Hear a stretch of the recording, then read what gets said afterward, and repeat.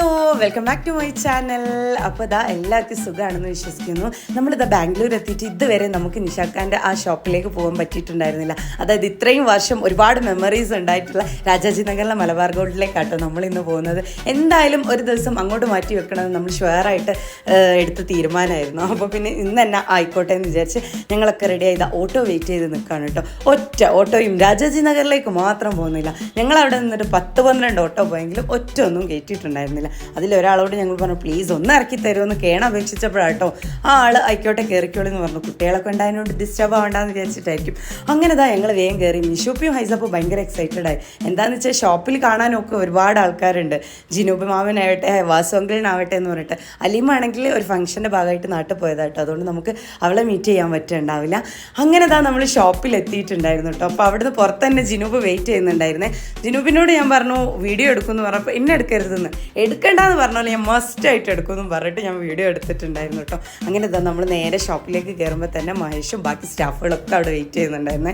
അങ്ങനെ കയറി എല്ലാവരോടും ഷെയ്ക്കൻ്റെ ഒക്കെ കൊടുത്ത് കയറുമ്പോഴാണ് എവിടുന്നോ ഞങ്ങൾ വരുന്നുണ്ടെന്ന് പറഞ്ഞിട്ട് വാസു അവിടുന്ന് എവിടുന്നോ ചാടി ഓടി വരുന്നുണ്ടായിരുന്നു കേട്ടോ. സ്റ്റെപ്പൊക്കെ ഇറങ്ങി വീഴണ്ടെന്ന് ഞാൻ പറയുന്നുണ്ടായിരുന്നു. അങ്ങനെ ഓടി ഷേക്കൻസും ഹഗ്ഗിങ്സും ഒക്കെ കഴിഞ്ഞതിന് ശേഷം നമ്മൾ നേരെ ഇനി പോകുന്നത് നമ്മളെ ഫുഡിൻ്റെ സമയം കേട്ടോ. ടോട്ടൽ എല്ലാവരും വിശന്ന് തുടങ്ങിയിട്ടുണ്ടായിരുന്നേ. അപ്പം മിഷുപ്പിക്കും ഹൈസാപ്പൂനും ഇതിൻ്റെ എല്ലാ മുക്കും മൂലയും അറിയാം. എന്താണെന്ന് വെച്ചാൽ അവരിവിടെ തന്നെ ആയിരുന്നല്ലോ.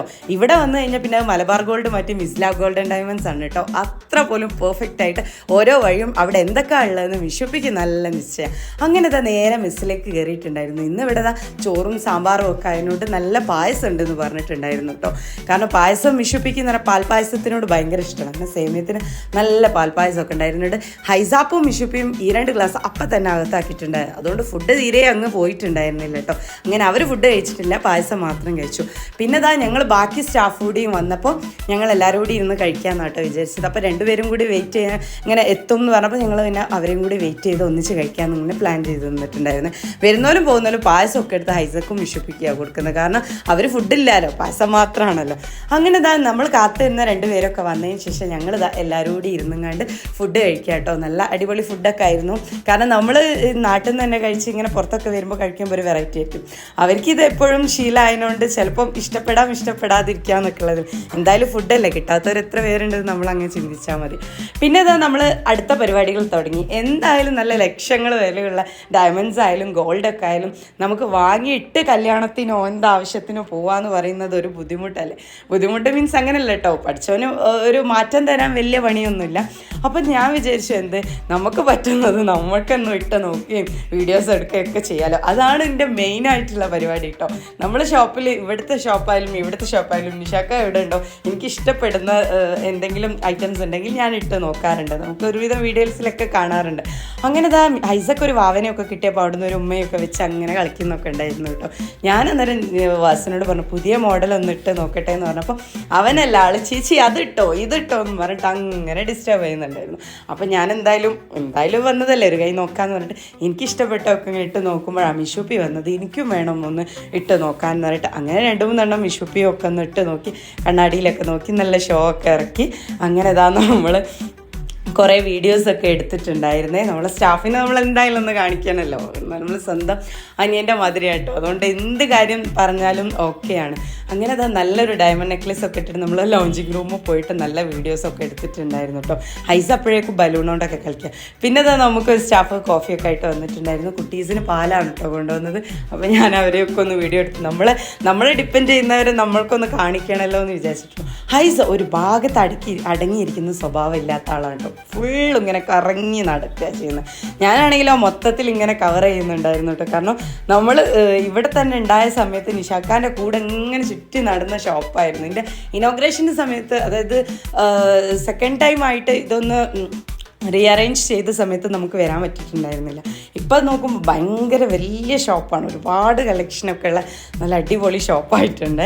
പിന്നെ ഞാൻ പറഞ്ഞ മാതിരി നമ്മളെ കല്യാണത്തിൻ്റെ സമയത്തുള്ള ഈ ഡിസൈനൊക്കെ വളരെ കുറവാണ്. ഇപ്പം അത്ര ഒന്നുമില്ല. ഇപ്പം എല്ലാം വേറെ വെറൈറ്റി മോഡൽസൊക്കെ ആയില്ല. നമ്മളിത് ലൈറ്റ് വെയിറ്റ് ഒക്കെ ആയിരുന്നല്ലോ. അപ്പം ഞാനിത് ഇട്ട് നോക്കുന്നത് നമ്മളെ നാട്ടിൽ ആദ്യമൊക്കെ ഇത് കാണുമ്പോൾ ഒരു ഭയങ്കര കൊതിയായിട്ട്, എൻ്റെ ചെറുപ്പത്തിലൊക്കെ കേട്ടോ കൊതിയായിട്ടുണ്ടായ നെക്ലേസാണ്. അപ്പോൾ ഞാൻ ഇവരോട് എപ്പോഴും പറയേണ്ട അതൊന്നും നോക്കണം. അപ്പം നിഷാക്കനോട് പറഞ്ഞു ഷോപ്പിൽ സ്റ്റോക്ക് പോയിട്ട് കണ്ടിട്ടുണ്ടായിരുന്നത്. ഇവിടെ സ്റ്റാഫിനോട് ചോദിച്ചപ്പോൾ അവർ പറഞ്ഞു ഇല്ലയെന്നായിരുന്നു പറഞ്ഞത്. ഇങ്ങനെ തിരഞ്ഞു നോക്കി എനിക്ക് വേണ്ടി കണ്ടുപിടിച്ച മാതിരി വേഗം ഒന്ന് എടുത്തുകൊണ്ടെന്ന് ഇട്ട് നോക്കൂ എന്നൊക്കെ പറഞ്ഞിട്ടുണ്ടായിരുന്നു.